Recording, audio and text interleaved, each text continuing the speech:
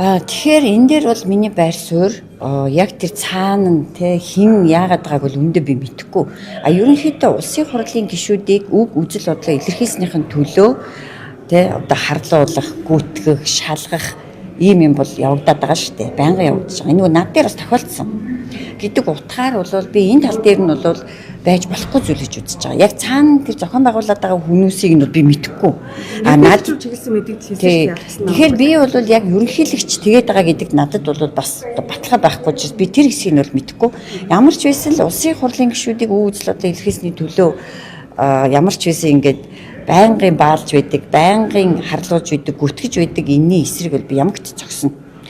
Миний тохиолдолд бол засгийн газрын тэргүүн асны зүгээс бол хийдэг байсан. Маш тодорхой.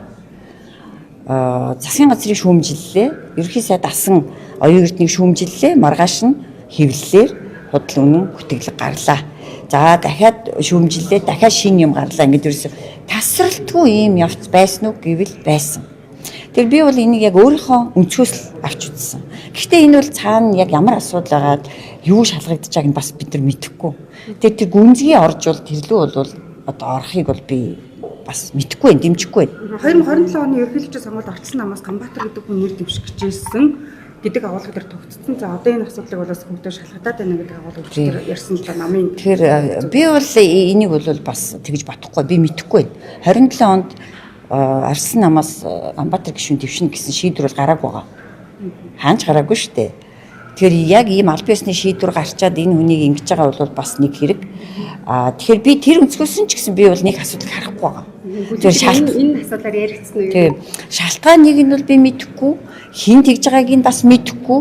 Ямар тайч улсын хурлын гишүүнийг үг үзэл бодлоо илэрхийлснийхэн төлөө байнгын дарамтлах, харлуулах, гүтгэх ажиллагаа бол байгааг би дээрээ мэдэрсэн.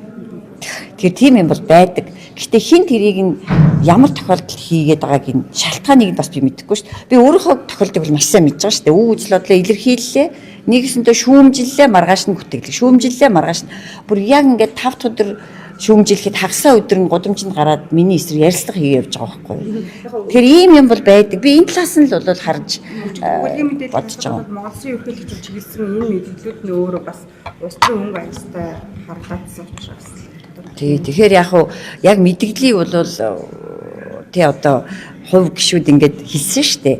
Ерөнхий тэр санаа нь бол тий бүлгийн байр суурь юу гэвэл ерөнхийдөө үг үзэл бодлоо илэрхийлсний төлөө хин нэгэн хүнийг харлуулж гүтгэж за янз бүрийн гүйцэтгэх ажиллагаа хийж болохгүй гэсэн ганцхан ийм л байр суурьтай.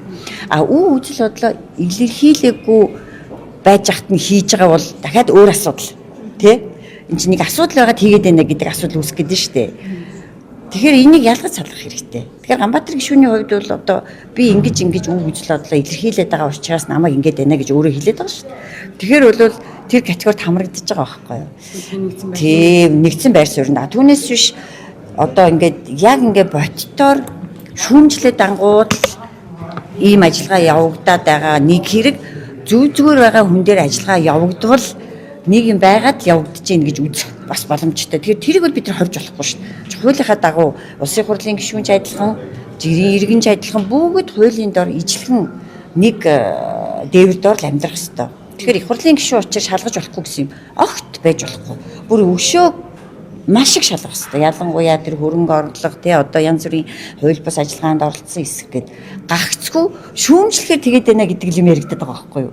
Тэгэхээр чи би чинь тэр чинь намайг бас шүүмжлэхээр ингэж идэг байсан учраас би чинь нэрээ тийштэй л гэж байгаа. Тэгээс биш цаана үнэхээр хууль бус ажиллагаа явагдсан байгаад хийж байгаа бол одоо тэрийг бол ерөөсөө бид нэр таслан зогсоож болохгүй шүү дээ. Бид нар бас хууль хүчний байгууллагынхаа хийж байгаа ажлыг бүрэн дүүрэн дэмжих ёстой. Гишүүн гээл нэг хуулийн гадуур амьдарч болохгүй.